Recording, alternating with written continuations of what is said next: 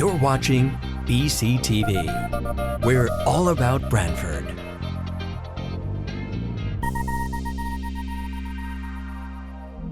You're watching BCTV, Branford Government Television, a service of Branford Community Television. This program is brought to you in part through the support of the town of Branford.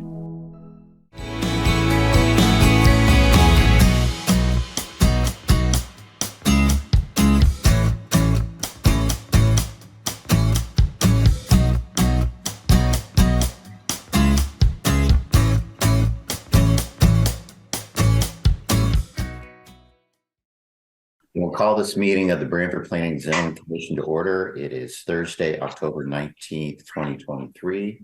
I have 7:01 p.m. We'll introduce members of the commission and staff to start with. Commission member Joe Chadwick. Joe, are you here? Sorry, I didn't make Joe a co-host. He was practicing sign language there, right? Sorry, Joe. Not a problem. Thank you, Evan. I thought maybe I was a little too mouthy on the last visit here. Yeah, mouthiness has consequences, Joe. So I realized that. Okay. Joe Chadwick is present. Thank you, Joe. Fred Russo. Fred, are you here? Fred Russo present. Joe Vayuso. Joe, are you here? Joe Vayuso here. Thank you, Joe. Marcy Pelusi. Marcy, are you here? Marcy Pelusi's here. Thank you, Marcy. Massimo Ligore. Massimo, are you here? Massimo Ligore is here. And Sharon Hutner. Sharon, are you here? Sharon Hutner is here. Thank you, Sharon. Our staff, and I am Chuck Anders, chair. Our staff this evening is Harry Smith, town planner. Harry, you here? I am here. And Evan Brining, our assistant planner. Evan, are you here? Here. And lurking in the cloud somewhere is our clerk recording secretary, Michelle Martin. I'll ask the secretary to read the notice of public hearing. Fred? Yes. Legal notice, Town of Branford. The Planning and Zoning Commission of the Town of Branford, Connecticut hereby gives notice of public hearings to be held on Thursday, October 19, 2023 at 7 p.m. by remote technology to consider the applications listed below. Information regarding how to participate in the public hearings will be provided on the Commission's meeting agenda that will be posted on the town's website at least 24 hours prior to the meeting. Application number 23-9.5, special exception for grading, section 6.8 for indoor and outdoor recreation use located at 61 East Industrial Road, 61 East Industrial LLC, in care of Paul Santa Barbara, applicant and owner. Application 23-9.2, special exception for grading, section 6.8, within 100 feet of a critical coastal resource and coastal site plan for a new single-family home with detached guest bedrooms as an accessory structure located at Beer Island, also known as Big Curtis Island. Soundview Island LLC, care of Fritz Heidenreich, applicant and owner. Application 23-9.6, special exception for an oversized accessory structure located at 35 Bayberry Lane. Julie Nedziewicz, applicant and owner. At said hearings, all persons will have the right to be heard. Copies are filed in the Planning and Zoning Commission's office at the Planning and Zoning Department, 1019 Main Street, Branford, Connecticut, 06405. Written communications may be sent to the above address or to Planning and Zoning at Branford-ct-gov. Branford Planning and Zoning Commission, C. Andres, chairperson. Chuck Anders here. Thank you, Fred. We'll follow our normal format for public hearings. That is, the applicant will go first, make its presentation, including any presentation by staff or by its consultants. After the applicant makes its initial presentation, we turn it over to the commission members and staff. We typically hear a summary of a staff report on the application, open it up to question comments by commission members. At that point, we have the opportunity for public participation. I'm going to ask Evan in a moment to explain how do you get involved in that. So we ask that you state your name and address for the record, make your comments, and after the public portion is done, we allow the applicant to respond to any public comment, and there may be additional questions by commissions and staff. We may or may not close the public hearing depending on how it goes. And with that, Evan, can you just explain the process for the public to participate and the applicants to participate, frankly, when we get there? Sure. If your computer has a microphone for two-way communication, down at the bottom of your screen, there's a reactions button. You can select that, and then from there, you can select raise hand. That's if you'd like to speak or make any comments. You can also type it in the chat that you'd like to speak. And if not, wave your hand in front of the camera and I'll try to catch you. If you're dialing in, you can press *9 to raise your hand. And we ask that everybody please state their name at the beginning of any comment or question. Chuck Anders, Chair. Thank you, Evan. So we'll start with our first, actually 3 items on the agenda. That is Cherry Hill Estates, LLC, 26 Cherry Hill Road. That's the PDD master plan modification for multifamily residential.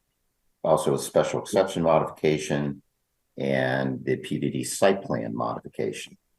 So that's as a matter that we had opened the public hearing on our September 7th meeting. It was a matter that it was before the Town Center Review Board. My understanding is that that matter was also the Town Center Review Board has not finished its review of that application. Harry, what's going on with this one? Harry Smith, Town Planner. That's exactly right. At its meeting this week, they had a special meeting on Tuesday, the 17th.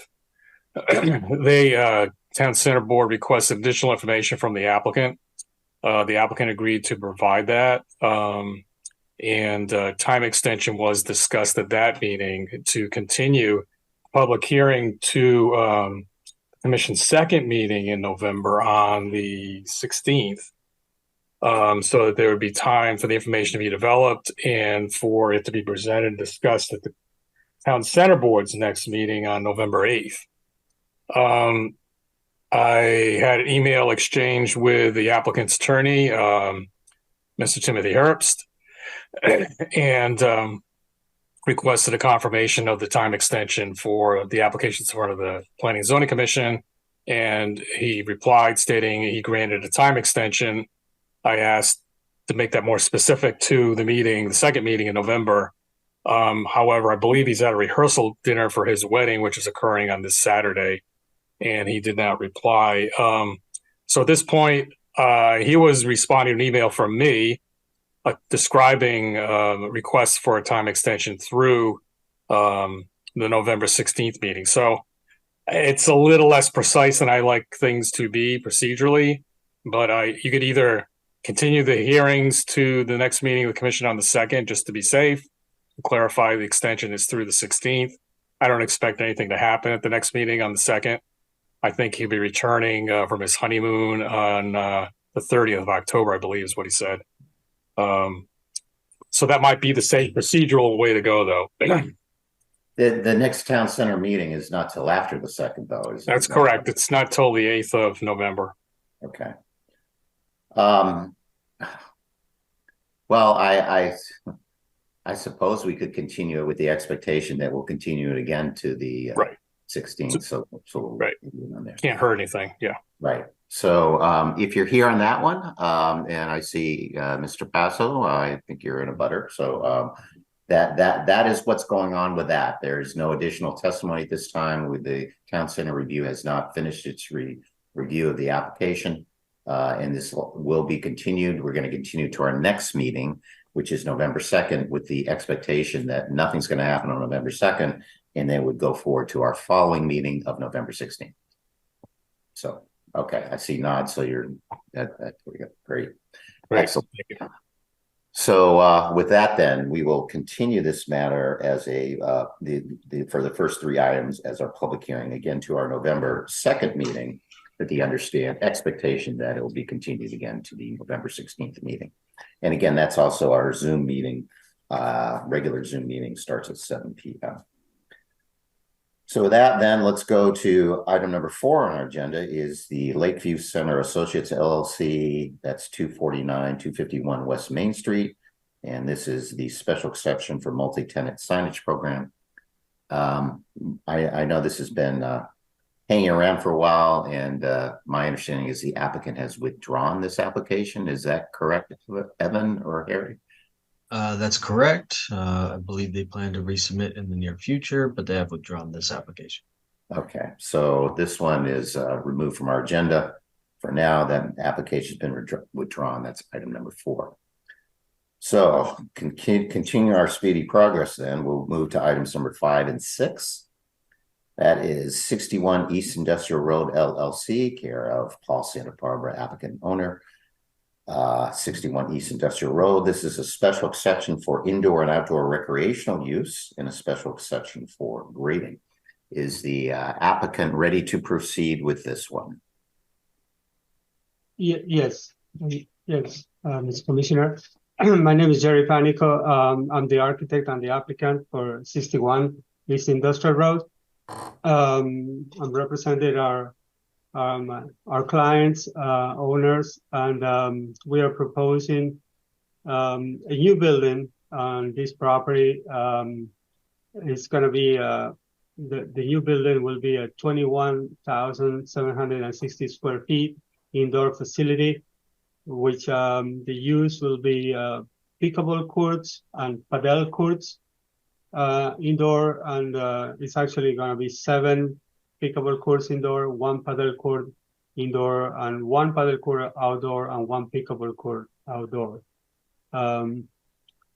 This is an industrial area, IG2, and the zoning districts regulations, and as the zoning regulation states, in order to apply for a recreational facility or sporting facility, we have to submit an application for a special permit from the commission, and that's why we are here. I'm not sure if should I share my screen to show some drawings. I'll wait for guidance on that. Sure, Jerry, go ahead. Yeah, okay. So I'm gonna share my screen here. First, I'm gonna show like an overall scope so you guys have an idea. I'll show like this is like a preliminary set of drawings which shows the design intention. I'll probably gonna be zooming into some of these areas. This is how the building will look from the exterior. This property is located currently in a cul-de-sac. There is an intention that to open this industrial road, it turns into a sycamore way, going through a wetlands towards north, I believe. Well, no, it's actually going to be east. So currently it is a cul-de-sac.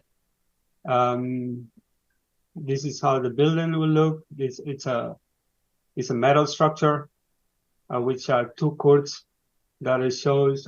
We had the intention to show what's happening inside, a little bit outside.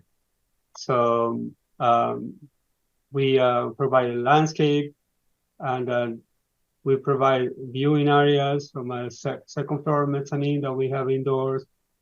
This is pretty much how it looks from the indoor. We are currently having discussions with Pat Munger to build the overall shell. This is how potentially it's going to look on the interior, and some additional view. On the floor plan, as we keep moving along, this is an overall architectural site plan with we can see the building. We can see the main entrance at the top with the 2 courts, and we are proposing driveway that goes all around the building for many purposes. One will be like, we're proposing this to the fire marshal's office, so we can have a fire truck going all around. well, I probably should say that all the neighbors on the east side is an undeveloped property. We already have an approved permit for wetlands because we are going to be working into the 100-foot disturbance area. And we have across the street another neighbor that is an undeveloped property, and we have a warehouse on the west side. These are, of course, is all industrial. This is an overall look at the floor plan with the pickleball courts are the smaller, so like racket courts. And padel tennis is a new sport that we're actually bringing to the U.S. It's very popular in Europe and in South America. It's like a mix between, I would say, pickleball tennis or racquetball. There's glass walls in the back, and it's a little bit larger than a pickleball court. We are proposing lockers and, of course, bathrooms for the facility. This is just the mezzanine area, roof plan, some elevations. And this is a preliminary set of drawings for permit. So I'm gonna go ahead and share the plans that they were prepared by Jim Pretty and from Chris Waller Engineering. This is the same site plan that we showed in the architectural, and together with improvements for drainage that were already approved by wetlands, and site details. There is also a landscape plan that was submitted to comply with the regulations from zoning for landscape, specifically talking about the front, where we have to comply with the 50%, I think, of green area, and we also have developed a lighting plan for the project. I think I can take some questions from the commissioners. Chuck Anderson, thank you, Mr. Panico. Is that are you done at this point for your presentation? Yeah, I'm gonna stop sharing. Yes. Yes. Okay. Okay, maybe what we'll do is we'll get a summary of the staff report and open it up for questions, comments by commission members before we go to the public. So, Evan, you want to review the staff report? Sure. So like Mr. Panico had described for us, they're proposing the establishment of an indoor recreation use facility, 61 East Industrial Road. They're also proposing to regrade a little bit within 100 feet of a protected wetland or water course. They meet the bulk requirements of the IG2 district. They provided a landscaping plan. However, they do not meet the front yard landscaping requirement, as well as one of the side yards. The rear and the eastern property line is lined with existing vegetation. Concerning the off-street parking, the indoor recreation use is not included in our zoning regulation off-street parking table. However, the commission has previously established a requirement of 1 space per 175 square feet.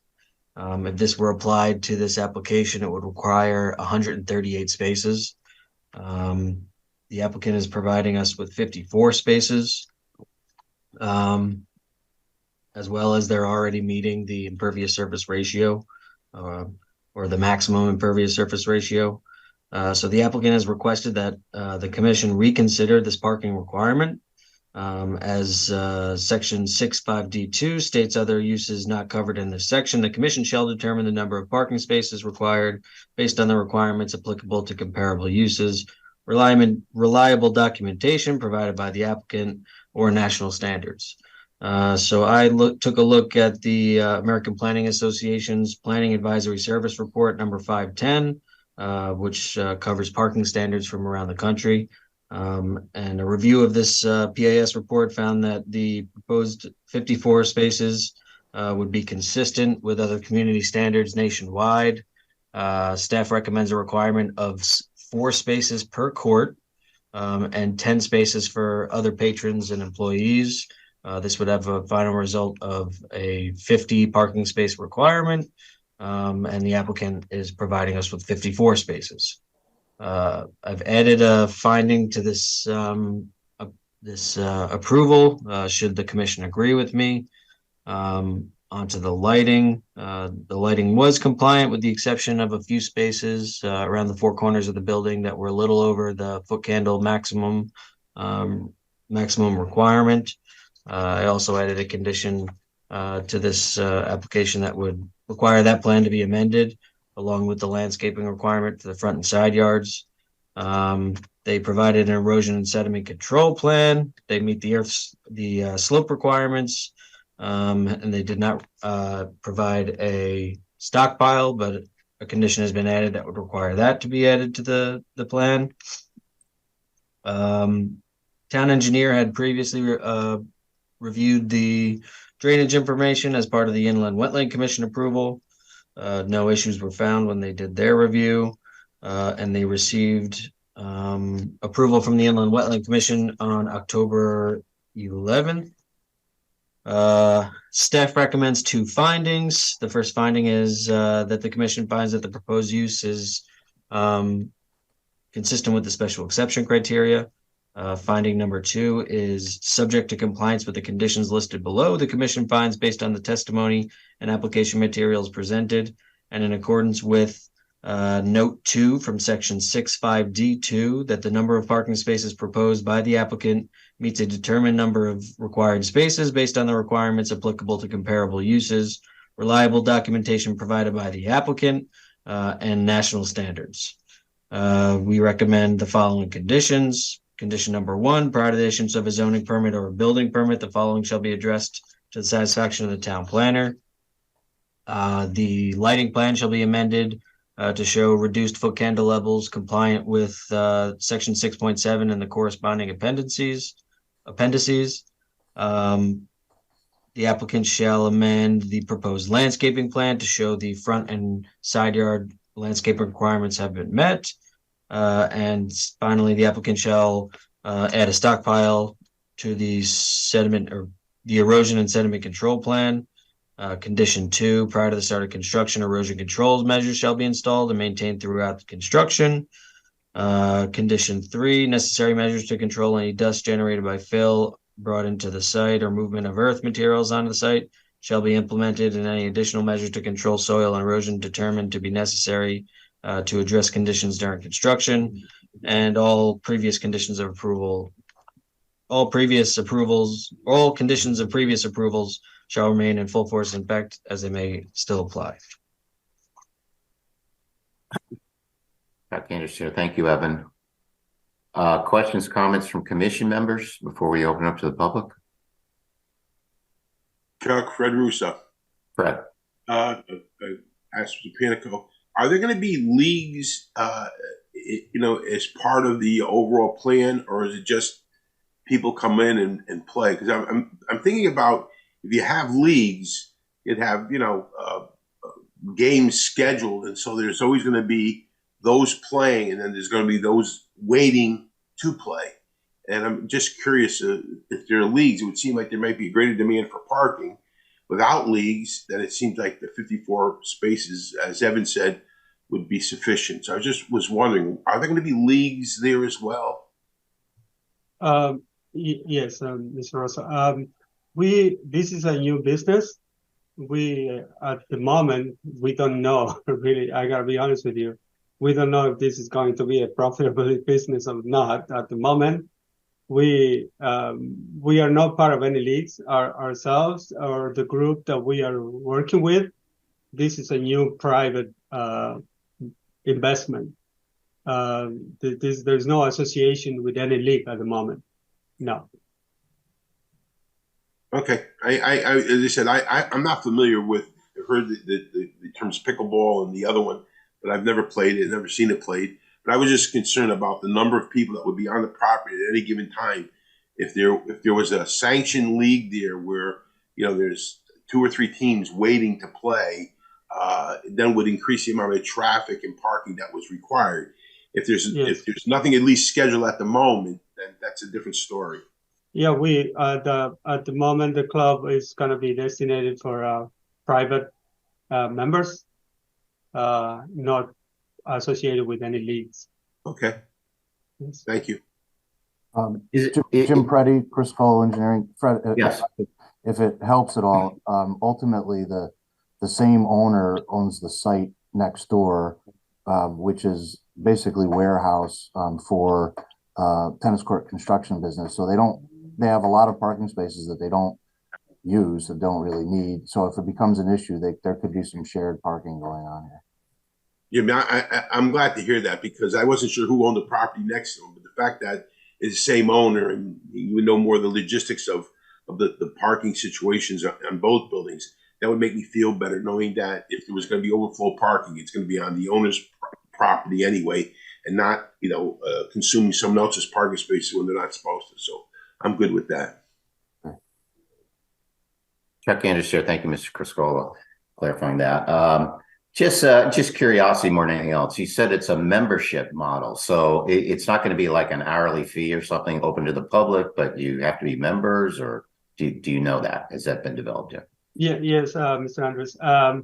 There's going to be both. We hope to have memberships, but we are looking at the models in the area. And the membership for pickleball at the moment is it's not very attractive for a lot of people until they see how the club is going on. So it's going to be both, I would have to say. Yes. Chuck Anders here. Thank you, Mr. Panico. Other questions or comments from commission members or staff before we open it up to the public? Yeah, it's Massimo. I'd just like to make a comment. I think it's a great thing, that pickleball is it's actually becoming one of the fastest growing adult sports around. I mean, it's on fire right now. I've been hearing people playing pickleball quite a bit lately. A year ago, I didn't even know what it was. And today it seems like a common sport for adults, sort of past their prime in basketball or tennis or whatever, or, and they're starting to play pickleball a lot. I think it's a great thing to have something like that in our town because, with the age group growing to, over 55, a big population of that, I think it'd be a great thing. And, there will be, I'm sure, I think, there's the other pickleball courts. I think there's one in Milford that's fairly big. It's very busy. It's very sought after. And members and people just go there and have pickup games. So it will be active. I would certainly hope so. And I think it's great, for the community. And I'm also glad to hear that the same owner owns the parking next door. I just know that it will probably end up being busy. I think it's definitely needed. And that's it. That's all I got to say.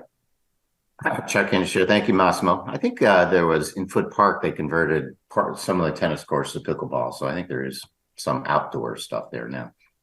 Other questions, comments from commission members or staff before we open up to the public?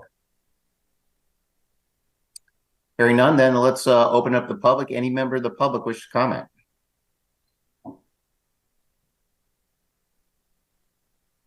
Evan, who you see anyone? Yes, looks like Perry Maresca would like to speak. Okay, I am unmuted. Okay. So Perry Maresca, Branford Economic and Business and Development Manager. I've seen these plans. I actually met on site with the first selectman and a group of the people that were involved in this, and it is very impressive what they want to do, especially where they want to do it. Pickleball, as was brought up before, and I'm sure most of you know, is very popular. We do have the outdoor courts at Foot Park, get used quite a bit. There's a lot of private clubs that have gone full-fledged into pickleball, and indoor is definitely needed. So the indoor and outdoor would be ideal.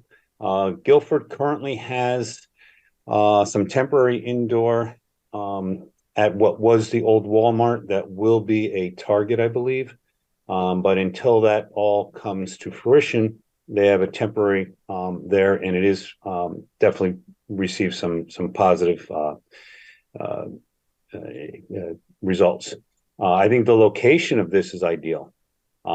We can bring players in from other towns, and it'll have little to no effect on our roads and traffic. As I'm sure the commission knows, that exit ramp area, East Industrial Road, is going to be repaved and reworked and made safer by funding that we got through the federal government. And this can all be part of that whole play as we go through there. The fact that the abutting property has a mutual owner, that is ideal. The shared parking is something that will be beneficial, and it also eliminates concern of a neighboring business having issues with anything that could arise, because they will address it because they are the neighboring abutting property. In addition to that, there are a lot of businesses around.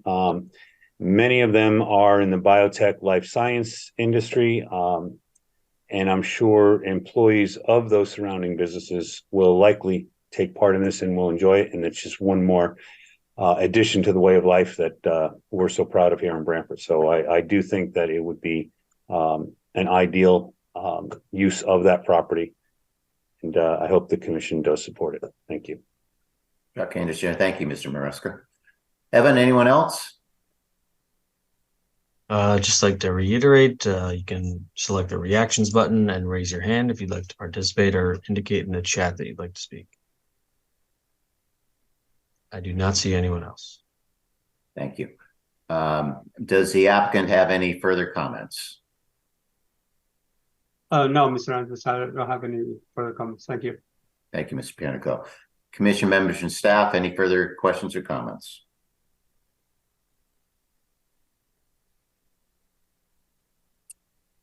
Hearing none, then I think we can close this matter as a public hearing. And again, this may be something we can take up in a little bit. So thank you very much. That brings us then to our next item, which is number 7 on our agenda, which is Vincent Federico, applicant, Jennifer Federico, owner, 1819 Etzel Road, special exception modification and coastal site plan for changes to a previous section 6.8 approval. Involves grading within 100 feet of a coastal resource. Is applicant ready to proceed with that one? Yes. Good evening again. Jim Preddy, Criscolo Engineering.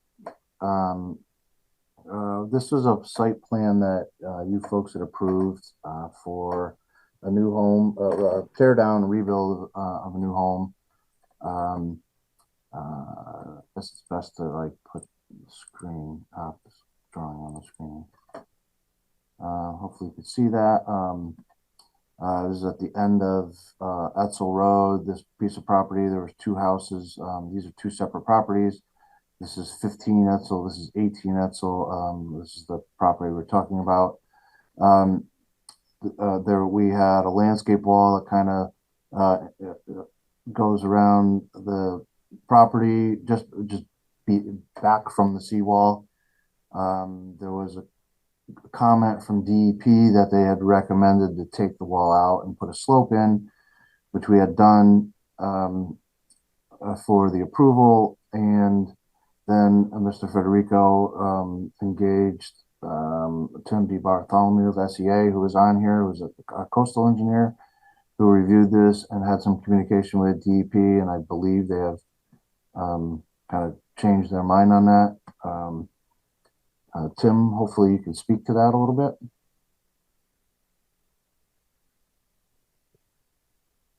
I was muted. Thank you. Tim DeBartolomeo with Sound Engineering Associates. So yes, there was some comment on the on whether or not the landscape wall would affect was considered a flood and erosion control structure. It would change flood flooding conditions, the base flood elevation, and that stuff. So we looked at it and we ran some wave modeling on it, and the site really floods from all sides, 3 sides on this property. So it really doesn't impact the wall doesn't really impact the property at all. So we basically summarized that in the letter to DEP. We got a reply from the DEP, which I believe you have, and essentially says no objection at this point. And I can answer any other questions if you like. Thank you, Mr. Prodi, Mr. Bartholomew. Do you have anything else? No, I believe that's it. I mean, we're really here for a modification of the plan that was already approved. Great. Okay, thank you. Evan, did you prepare the staff report on this one? Evan, you are muted. Sorry about that. So like the applicant's engineers described for us, they're modifying a previously approved site plan to include this landscape wall around the majority of the perimeter of the site. They meet the bulk requirements for the R3 district. The applicant had added a spiral staircase to the north side of the home. This was not included in previous site plan approvals or their previous variances. So this will need to be removed or a variance granted before it can be built. No landscaping plan was provided, and the applicant satisfies the off-street parking requirements. No lighting information was required, but a condition has been added that would require any lighting to be compliant with section 6.7. The applicant is proposing silt fencing around the majority of the proposed activity. Staff would like the applicant to amend the site plan to show the silt fencing. There's 2 groupings of silt fencing. We'd like them to just connect the 2 or explain to us why that might not be possible. We also wanted the applicant to confirm if the elevation of the wall or the height of the wall is going to be consistent through the entire portion or the entire site. The bottom of the wall is at an elevation of 6.7 with a 4-foot wide concrete walk proposed. So we just want to know, will this wall and that corresponding walk at the bottom, is that going to be consistent throughout the entire project?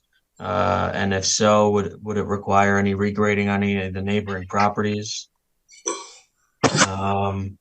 The commission would need to find that the measures proposed, to the extent that they are alternatives from the Connecticut DEP 2002 guidelines for soil and erosion and sediment control, are acceptable. Based on the application materials presented, the applicant satisfies the special exception criteria as well as the coastal site plan criteria from section 9.7. And this was referred to DEEP for comment, which were circulated to the commission members. They were received on October 5th. Staff recommends 2 findings. The first is that the coastal site plan is consistent with the Coastal Area Management Act, and 2, that the commission finds that the proposed use of the property is consistent with the special exception criteria. We recommend the following conditions. Erosion control measures shall be installed prior to the start of construction to the satisfaction of the zoning enforcement officer, and as may be directed by the zoning enforcement officer, necessary measures to control any dust generated by fill brought into the site or movement of earth materials on site shall be implemented. Condition number 2, prior to the issuance of a zoning permit or building permit, The following shall be addressed to the satisfaction of the town planner. Soil erosion control bond, which they've already established, shall remain in effect. The proposed 6-foot spiral staircase shall be removed from the proposed plot plan. Condition 3, any lighting has to be compliant with section 6.7. Condition 4, due to the presence of tidal wetlands, the following additional measures regarding site and soil stabilization shall be undertaken during construction. The applicant shall provide monthly progress reports to the zoning enforcement officer. I believe they've been already doing so. They've been pretty good about reporting to the zoning enforcement officer. And all conditions of the previous approval shall remain in full force and effect as they may apply. Chuck Anderson, thank you, Evan. Mr. Preddy, I know, Evan, you had a couple of questions in there. I don't know if they were answered, but do you want to reiterate? Ask, when you went through the report, there were a couple of things maybe asked if Mr. Preddy can address those things in particular. Yeah, I think the big question is there going to be any regrading on the other properties? So Jim Preddy again, that's obviously it's the same family, but it's a separate project. And the grade actually kind of goes up toward that property. So the intention was that, this wall would be tapered to blend the grade at the property line. But otherwise, it would be the same height all the way in every other location. But they'll do what they have to do to blend it at the property line. The other question was about the gap in the silt fencing. I think there's an area in the corner there that I don't think realistically silt fence could be put in, but they could put hay bales or sandbags or something at along the top of the seawall temporarily. But they'll have to be kind of moved as they work. But so we could change the notation to call out something there. Okay. Thank you, Mr. Preddy. Evan, any follow-ups? No, that satisfies my concerns. I think having the monthly progress reports with the zoning enforcement officer, we can just make sure to keep an understanding of what's going to be in that gap area. So we should be able to take care of it. Okay. Do we need a modification of the note as suggested by Mr. Preddy, or are we okay? With the monthly status reports, I don't know. Yeah.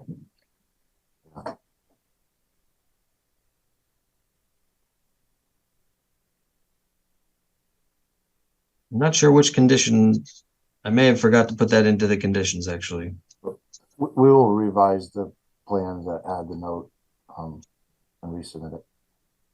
Okay, so we'll add that as another condition and just add a note to reflect. I don't know how we phrase it. Okay, are there questions, comments from commission members before we open this up to the public? Hearing none, then let's open it up to the public. Are any members of the public that wish to comment on this item? Evan, you see anyone? Just to reiterate, reactions button down at the bottom of your screen. You can press raise hand or type it in the chat that you'd like to speak. I do not see anyone. Okay, then, are there any further comments, Mr. Preddy or Mr. DiBartolomeo? I'm sorry, I'm asking your name. No, not for me. No, thank you. Okay. Any further questions, comments from commission members or staff? Okay, hearing none, then we'll close this matter as a public hearing. Again, this may be something we can take up in a bit. That brings us into items number 8 and 9, which is Julie Niedzwiecki. I'm sorry, massacring that name. And 35 Bayberry Lane, special exception for an accessory apartment and a special exception for an oversized accessory structure. Is the applicant ready to proceed with that one? Yes, Jim Preddy again, Chris Golo Engineering, 420 East Main Street in Branford. Hopefully you can see that. This is 35 Bayberry Lane. There's an existing house and an existing garage, Peastone driveway that connects to Bayberry Lane. This is kind of a unique situation. We've already been to wetlands. There is quite a very nice maintained lawn area all around the house here, and surprisingly enough, the wetland delineation actually kind of came through the lawn right up to the house. So to do anything here, basically, you had to go to wetlands. So what we're here for you tonight is that this existing garage, they want to add basically a second floor to it without increasing the footprint, but and it is under 750 square feet, but it will be over 15 feet high.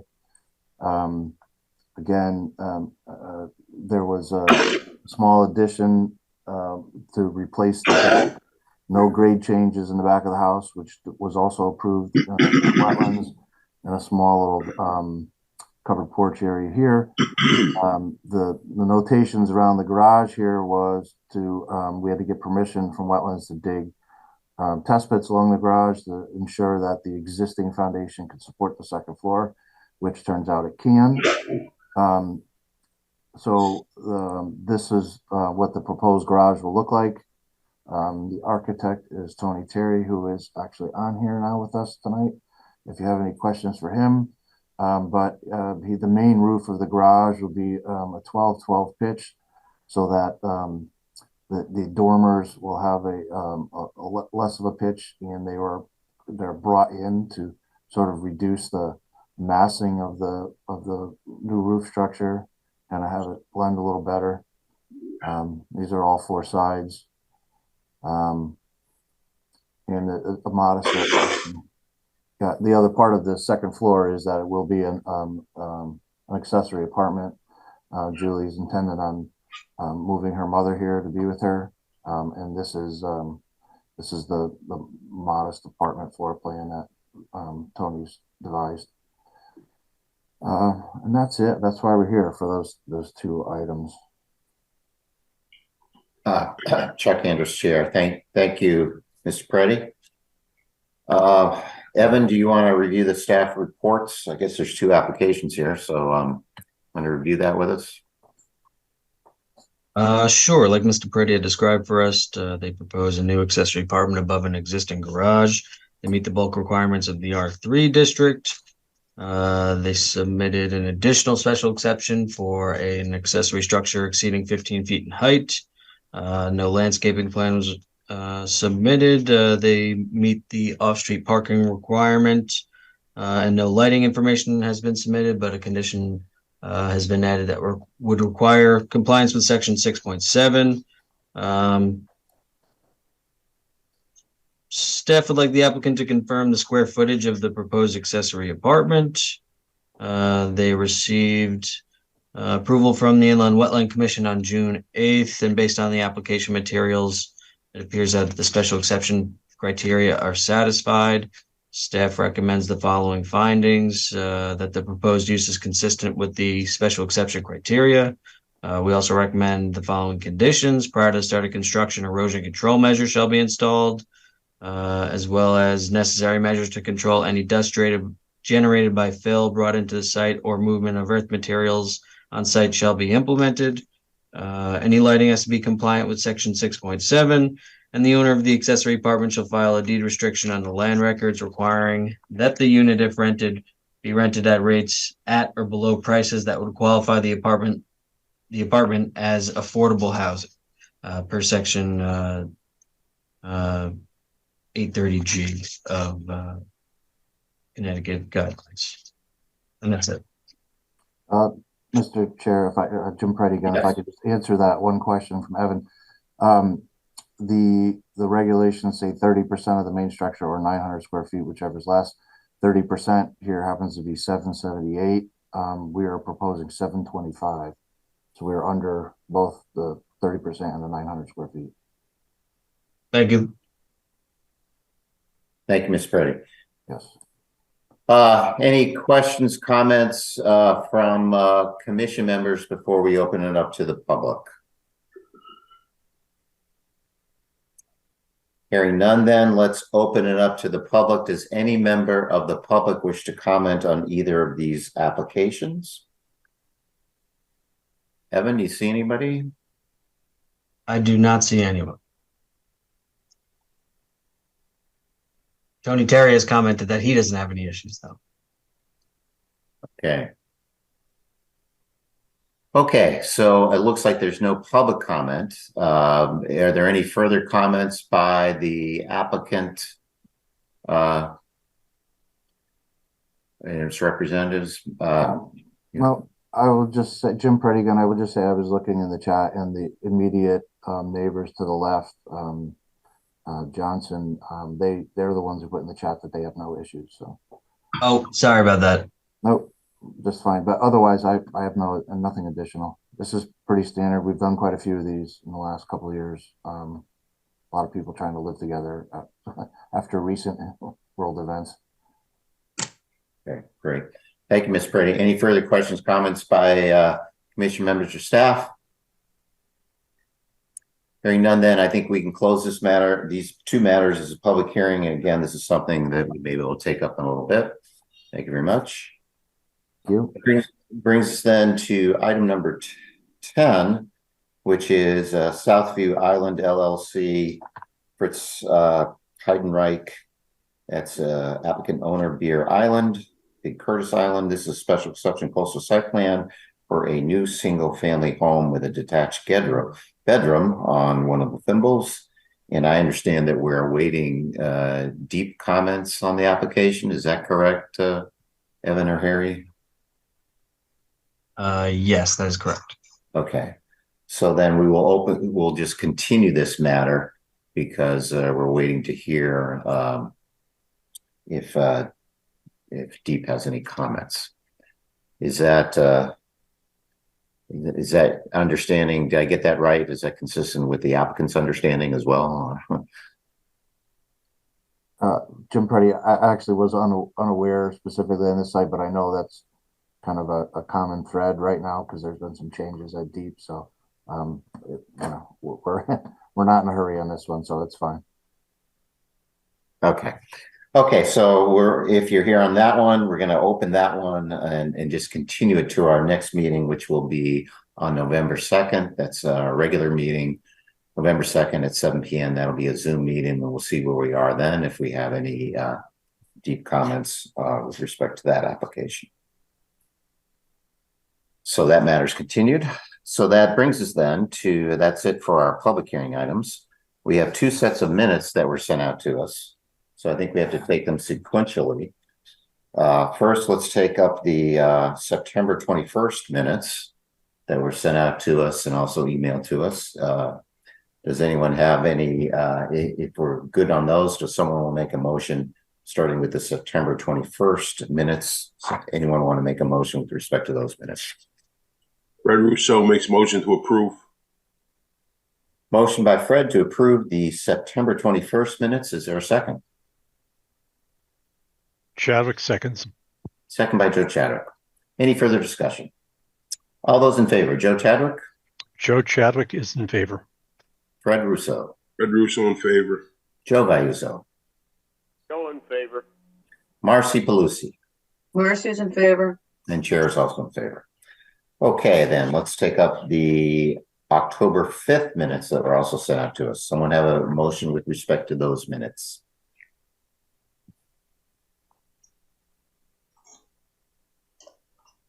Chadwick makes the motion to approve.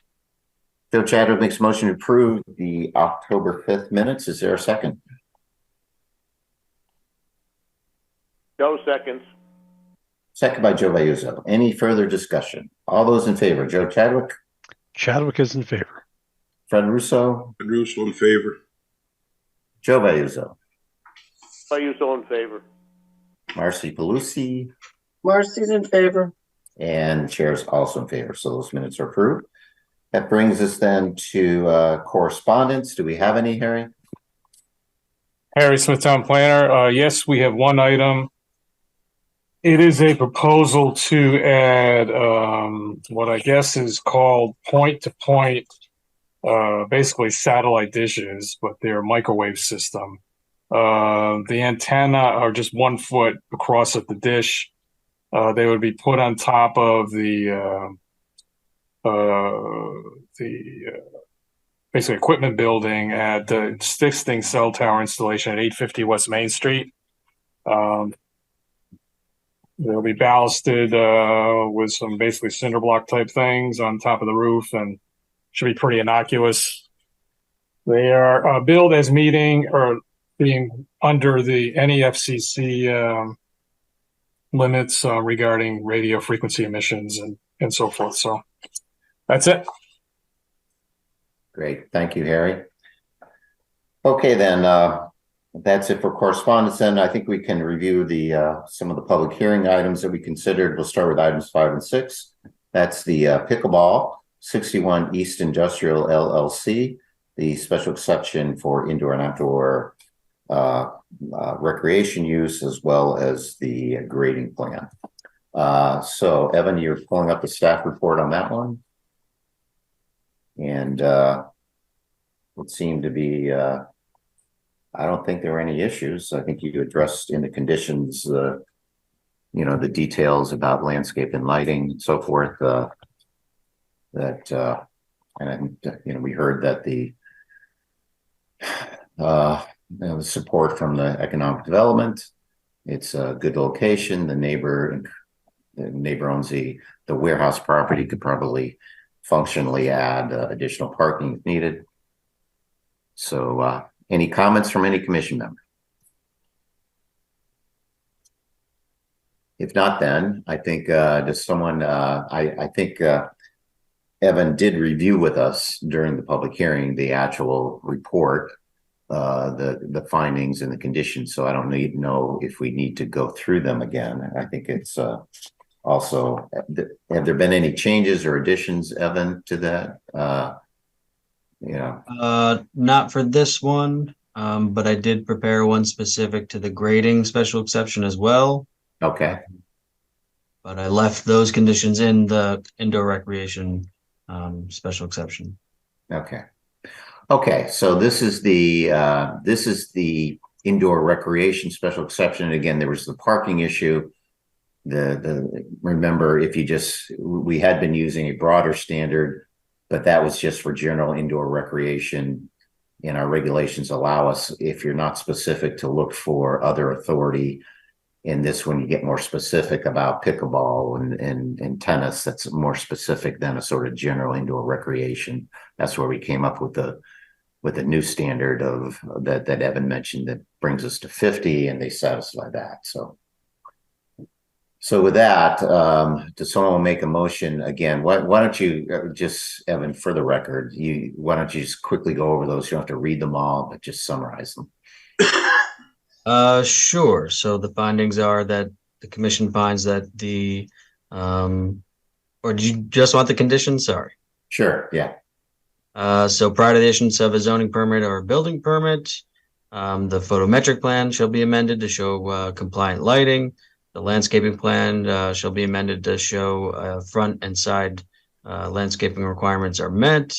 The erosion sediment control plan shall show a stockpile.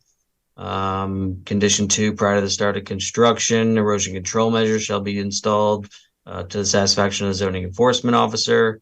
Any necessary measures to control dust or fill on the site shall be implemented, and all conditions of previous approval shall remain in full force and effect. Great. Okay, thank you. Just a question on that last one. Was there a previous approval for this thing? Yes, but I believe it was a part of the two properties, 58 East Industrial Road and this property. Had a little bit of a different layout, but it was mostly activity on the other site. Okay, great.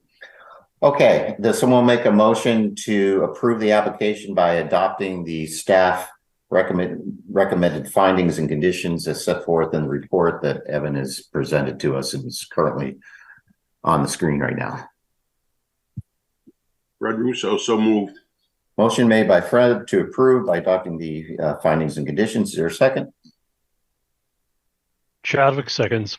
Second by Joe Chadwick. Any further discussion? All those in favor, Joe Chadwick. Joe Chadwick is in favor. Fred Russo. Fred Russo is in favor. Joe Vayuso. Joe in favor. Marcy. Marcy's in favor. And Chair is also in favor. So Evan, do you have a separate resolution for the grading application? I do. The same finding for the special exception criteria being met. Erosion control measure to the satisfaction of the zoning enforcement officer. The erosion controls or dust control measures, and the previous conditions of approval. Great, thank you, Evan. Someone want to make a motion to approve this, the grading application with respect to 61 East Industrial Road by adopting the staff recommendations and conditions that's set forth in the staff report that Evan is displaying before us now. Chadwick makes that motion. Motion to approve by Joe Chadwick. Is there a second? Ayuso seconds. Joe Bayuso seconds. Any further discussion? All those in favor, Joe Chadwick. Joe Chadwick is in favor. Fred Russo. Fred Russo is in favor. Joe Bayuso. Still in favor. Marcy. Marcy's in favor. And Chair is also in favor. So those applications are approved. That brings us then to our next item, which is number 7, I believe. That's the 1819 Etzel Road Special Exception Modification and Coastal Site Plan. The changes to the previous 6.8 approval. And did you have something outlined in green before us now? I know we had talked about adding that, changing the note. Was that that's the new one? Yes, I believe I forgot to put this additional condition in originally. I had noticed that there was a gap in the erosion control measures. Mr. Preddy had described some steps that they could take and some changes that he planned to make to the site plan, some changes to the site plan. So I just wrote this condition for the applicant to revise the proposed plot plan to include additional erosion control measures north of the proposed home to eliminate the gap between the two proposed silt fences to the greatest extent possible. Okay, and then you have the findings of at the top of the plan and in the conditions. Again, I think you reviewed them with us during the public hearing. Does anyone have any questions about these? Any of the commission members? If not, then does someone want to make a motion to approve the application by adopting the findings and the conditions, including the new amended 2C that's set forth in the staff report that's presently displayed in front of us? Fred Russo, I'll make that motion to approve. Motion to approve by Fred Russo. Is there a second?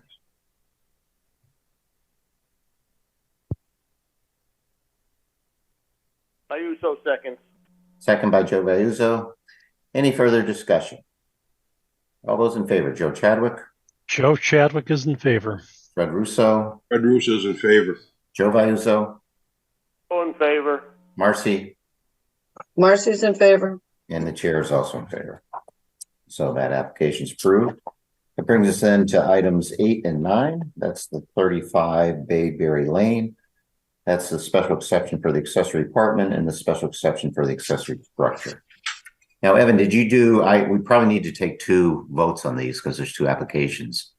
I don't know if you did 2 resolutions or. I did. I have one for the oversized accessory structure and one for the accessory apartment. Excellent. Okay, so why don't we start, we'll start with the accessory apartment. Well, we probably should start with the oversized accessory because that's a precondition, I suppose, right?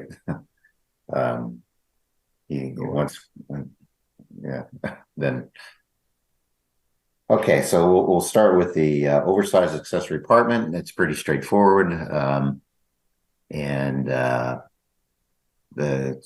pretty standard findings and conditions about the erosion control and lighting for the 2 conditions, and a finding of compliance with the criteria and the regulations. So does anyone have any questions? If not, does someone want to make a motion to approve the application for the oversized accessory apartment by adopting the recommended finding and 2 conditions, 1A and 1B, and 2 set forth in the staff recommendation.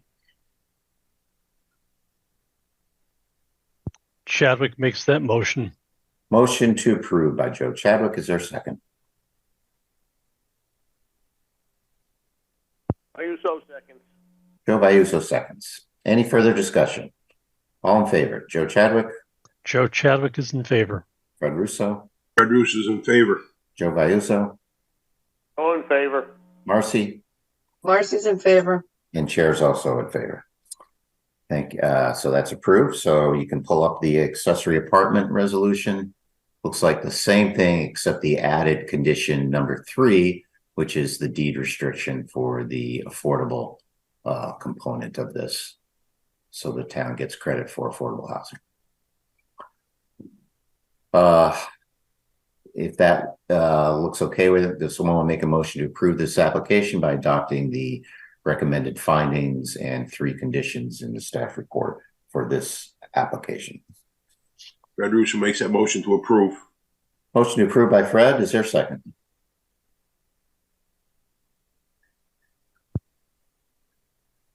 Marcy second. second. Giving it to Marcy. Any further discussion? All those in favor, Joe Chadwick, Joe Chadwick is in favor. Fred Russo, Fred Russo is in favor. Joe Vayuso, Joe Vayuso in favor. Marcy, Marcy's in favor. and the chair is also in favor. So that application's approved. That brings us then moving on with our agenda. Turning now to old business. First item is the landscape regulations, which we are going to have a special meeting on next Thursday. So everyone remember that. We want to go through that.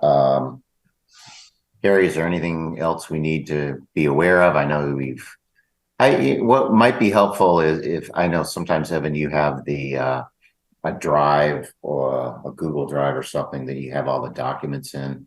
So maybe you can just send that link so we can get everything. Sure. Yeah, we'll put together a Dropbox section for it. Also, I did with Michelle Martin go through because there were a number of sections of the public hearing on this. So I did go through to see which of the commission members may or may not have been absent. There were a couple of times when the commission simply took up the application and then continued it without any testimony. So excluding those, the only session that somebody missed was, I think, Marcy, you missed the 6th of July. So we can get you that recording, or if you want to listen to the portion of the meeting on BCTV, let us know and we'll do whatever we need to do. Okay, we'll do. All right. Thanks, Marcy. Yeah, so just everyone get familiar with the public hearing if you missed a part. So, okay, so we'll take that up at our special meeting next Thursday. Next one is Wells Fargo. This is an application for modifications for exterior lighting, and I understand that we're going to table this one. They need town center review, and there's been just some new people working on that from the applicant's point of view. Is that correct? Or yeah, Harry Smith, town planner. I'll give Evan a break from talking since he's been doing almost all of it tonight. That is correct. Evan is basically the interface with the applicants, and we have someone who's, I believe a lighting professional. We will be meeting with them, and I believe they've offered a time extension as may be necessary to get us further into November, when hopefully we'll have an application that can be approved. Okay. Okay, so the applicant's granted any time extension, so we'll continue this one. We'll just table it and we'll take it up because it's not a public hearing that we have to do at any particular time, so we can take it up. Yeah. Just simply table it, right? Next meeting or following meeting, whatever. Okay.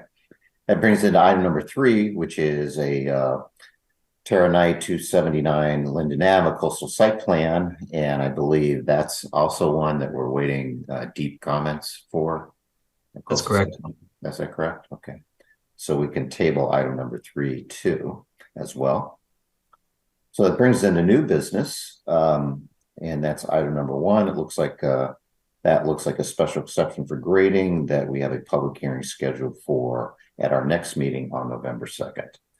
So nothing to do on that one this evening. So that brings us into other business. There's a bond return for 61 Flax Mill Road. What's the recommendation for that one? Harry Smith, Town Planner.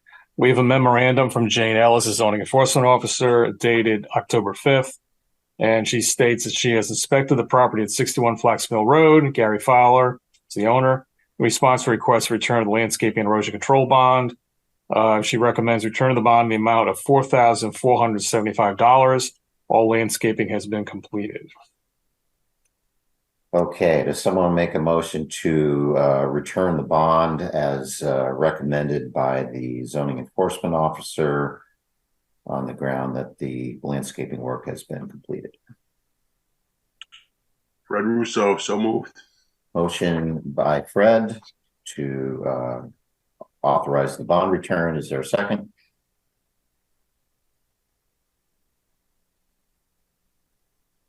Joe's muted.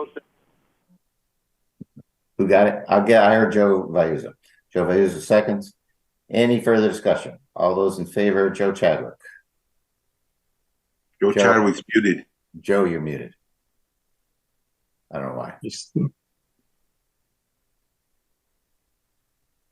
Joe Chadwick is in favor. Fred Russo. Fred Russo is in favor. Joe Vayuza. Vayuso in favor. Marcy. Marcy's in favor. Garrett's also in favor. That brings us into item number 2, which is planner's report. What's going on here? Harry Smith, Town Planner. I believe 3 of the commissioners got in touch and attended the recent training at Southeastern Connecticut Council of Governments. And Fred, maybe I'll defer to you. I mean, you seemed to report that it was very well done, informative. So I believe it's Fred Mazzimo and Joe Vayuso all went. Fred Russo, I did attend the meeting by Zoom, and initially when they said it was going to be 4 hours, I thought it's going to be grueling, but it actually wasn't. I thought it was very, very interesting. I thought they had some very good speakers. I wish the video was better because the camera was far back, so you really weren't sure who was talking. But I dropped them a note and praised them for the good job they did. But I said, I wish you could get better video. But I actually was so impressed by it that I actually signed up for a bus tour to see affordable housing in New Haven. So that's scheduled for next Wednesday, if I'm not mistaken. And there were limited seating there. And I got one of the guys. I'm hoping there's somebody else from our commission that's going to be on that with me. But I was surprised and pleasantly surprised how well the meeting was run and how well it was conducted and how formative it was. As a matter of fact, something I think it's probably something that they should do on an annual basis. Yeah, that may turn out to be the case. I think the educational requirements, I believe they're annual. I'm not entirely positive of that. Plus, is it biannual? Every 2 years? Yeah, I think they may even push that every 3 years. Yeah. Oh, they pushed it out even farther. Wow. Okay. Yeah. And the bus tour, I believe, will be multi-town, I think, and the Summit Place Incentive Housing Zone developments on the tour. So I'll be meeting the bus tour for talking about maybe 5 to 10 minutes about the Summit Place development. It would be great if anyone else from the commission wants to attend. It'll be in the afternoon, I believe, Fred. It's something like 12:30 to 3:30. 12:30 to 3:30. Yeah. You go at 12 o'clock, they'll give you a sandwich. Oh, hey. Not a bad deal. Peanut butter and jelly. Yeah, who can tell these days? So we have other developments perking away in the background.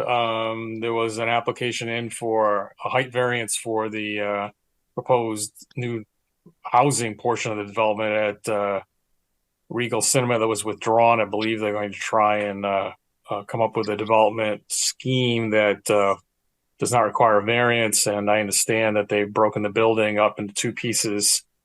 So I believe they need to go to wetlands before they come back to the commission. So I think their next step will be wetlands.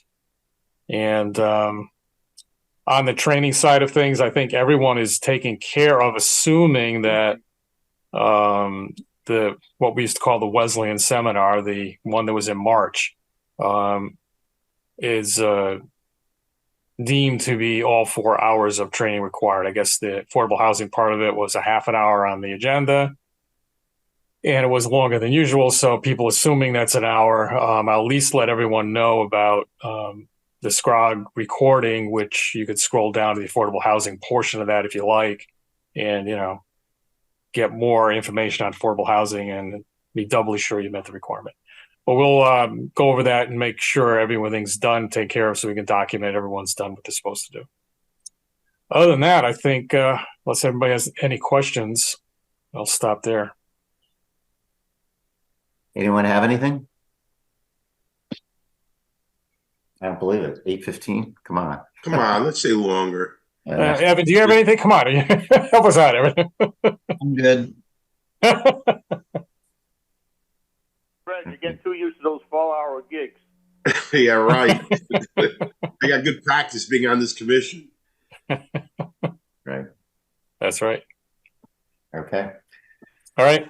Okay. Well, if no one has anything else, then does someone want to make a motion to adjourn? Bruce will make that motion to adjourn. Brad makes a motion to adjourn. Is there a second? They will second. And Marcy seconds. Any further discussion? All those in favor, Joe Chadwick, Joe Chadwick is in favor. Fred Russo, Fred Russo's in favor. Joe Vayuzo, All in favor. Marcy, Marcy's in favor. and Chair's also in favor. So we are adjourned. You guys have a great night. Good night, everybody. Good night. This program was brought to you in part through the support of the Town of Branford. Watch town meetings and other videos on demand at BranfordTV.org.